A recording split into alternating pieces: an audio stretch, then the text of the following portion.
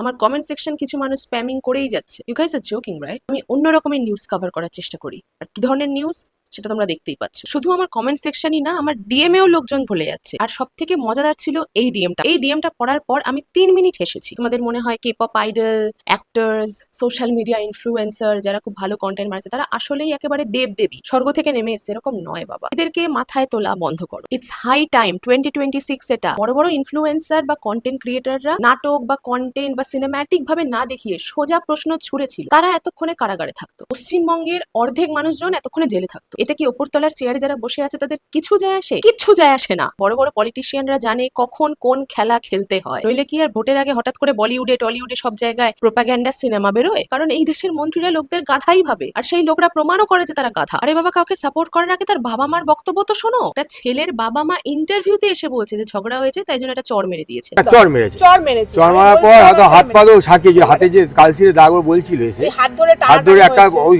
টকটকে ফর্সা মেয়ে তার হাতটা ধরলে, আপনি যে কোনো ফর্সা মেয়েকে একটু জোরে হাত ধরলে, একটা পুরুষ মানুষ ধরলে তার কিন্তু একটা কালসিটে বা লাল হয়ে যায়। বলছে একটা টুকটুকে ফর্সা মেয়ের হাত ধরলে নাকি তার হাত এমনিই লাল হয়ে যায় একটু জোরে যদি হাত ধরে। Indian people and their obsession with pink and ফর্সা, এদের কথা শুনে মনে হচ্ছে থ্যাংক গড আমি কালো, কারণ কালোর আর কি কালশিটে পড়বে। এই মেয়েটা যখন এসে ইন্টারভিউ দিল আমি দেখলাম, সেখানে আমি কমেন্ট পড়ছি, তোমরা পড়ো গিয়ে দরকার হলে যদি না পড়ে থাকো। সেখানে মেয়েরা কমেন্ট করছে যে আরে তুমি এত কথা বলতে পারছো কি করে, তোমার সাথে যদি এরকম হয়ে থাকে। মেয়েরা জন্মেছেই মার খাওয়ার জন্য, সে বাবার হাতে হোক, বরের হাতে হোক, হিউমিলিয়েশন হোক, রং টাচ হোক, হোক, এগুলো পাওয়ার জন্যই জন্মেছে মেয়েরা। মেয়েরা কথা বললেই সমস্যা। মেয়েরা যদি হিউমিলিয়েট হয়ে মারা যায় তখন সবাই ক্যান্ডেল মার্চিং করে, কিন্তু মেয়েটা যদি শোষিত হওয়ার পর লড়াইয়ে নামে কেউই দাঁড়ায় না। আমি অবাক হয়ে যাচ্ছি যখনই একটা ছেলের ঘটনা দেখি, প্রত্যেকটা ছেলে মেয়েটাকে নামিয়ে দেয়। দুটো মানুষের ডিভোর্স হয়ে গেছে তখন মানুষ এক্সপেক্ট করছে দুজন দুজনকে সম্মান করবে, ঢপে চপ করবে। যদি সম্মান করারই থাকতো তাহলে ডিভোর্সই হতো না। শেষ পর্যন্ত ম্যারিকামকে সরি বলতে হলো। এতজন মন্ত্রী নিয়ে এত কিছু খিল্লি করলো, মেয়েদের নিয়ে বললো যে শুয়ে মজা নিতে, এদেরকে কি জোর করে ক্ষমা চাওয়ানো যাবে? ক্রিকেটাররা মুভ অন করে যায়, 3 নম্বর গার্লফ্রেন্ডে চলে যায়, চয়েস নিয়ে প্রচুর প্রেজ হয়, আর মেয়েরা মুভ অন করলেই নির্ভয়া হোক, যেই হোক, এরা যদি কোনোভাবে সার্ভাইভ করে যেত তাহলে ওখানেও কিছু মেয়ে গিয়েই সেই গালাগালি দেবে। আমি যখন লিটারালি মেসেজটা পেয়েছি না, আমার এত রাগ হয়েছে, চর থাপ্পড় মারতে পারবো না। আমি 2 মিনিট হাসলাম। বাবা মাও যে কথাগুলো বলছে এখানে, মানে আমি আমি জানি না আমি কি বলা উচিত বা আমাকে তোলাই উচিত না। তোমার সাথে অত্যাচার হলে তোমাকে সেটা মেনে নিতে হবে, কারণ তুমি মেয়ে।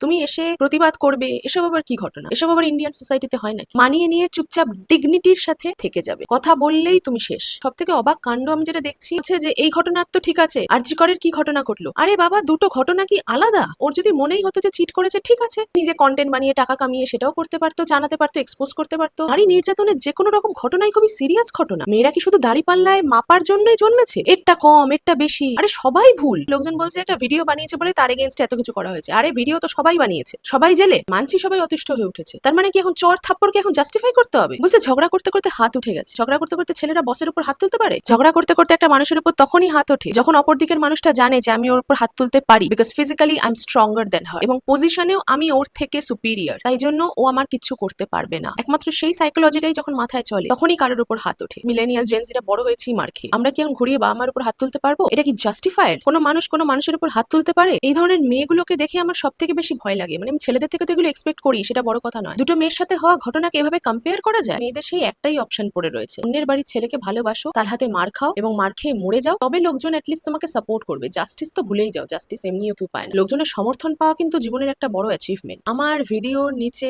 মেসেজে স্প্যামিং করা বন্ধ করো। আমার আরো অনেক ঘটনা কভার করার আছে, এই ঘটনা অলরেডি ট্রেন্ডিং। আমি সেই সব ঘটনা সামনে আনতে চাই যেগুলো অ্যাকচুয়ালি ধামাচাপা পড়ে যাচ্ছে, যে মেয়েদের ঘটনা একটা খবর নিয়ে দুটো কমেন্ট নিয়ে বেঁচে রয়েছে, অ্যাটলিস্ট সেগুলো মানুষ জানুক। এটাই মোটিভ থাকে আমার ওই ভিডিওগুলো বানানোর, আর কিছুই না। এইসব টপিক ডিসকাস করার কোনো বিষয় নয়। এবং যদি পারো, একটা মেয়ের পাশে যখন মেয়েটা যুদ্ধ করছে তখন দাঁড়াও, সে যতই যাই করুক না কেন। বাকি কি হয়েছে কি হয়নি সেই গল্প পেছনে পড়ে যায় যখন একটা মানুষকে ফিজিক্যালি আঘাত করা হয়। 2026-এ দাঁড়িয়েও যদি মেয়েদের একমাত্র সলিউশন হয় যে মরে যেতে হবে তবেই মানুষ সমর্থন করবে, এর থেকে খারাপ আর কিছু হতে পারে না।